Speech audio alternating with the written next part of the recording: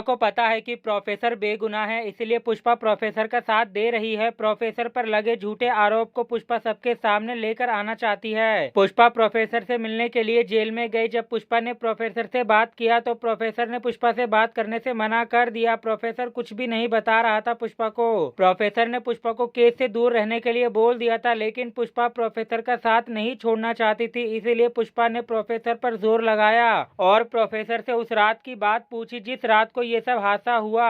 फिर प्रोफेसर ने पुष्पा को सारी बात बता दिया कि पियून घर पर आने वाला था, लेकिन वो नहीं आया। जिस रात पियून आने वाला था उस रात पियून नहीं आया, बल्कि सुमन आ गई। प्रोफेसर की बातें सुनने के बाद पुष्पा समझ गई थी कि ये सब सुमन ने जानबूझकर किया है। प्रोफेसर तो जेल के अंदर बंद है, इसीलिए वो कुछ नहीं कर पाएंगे।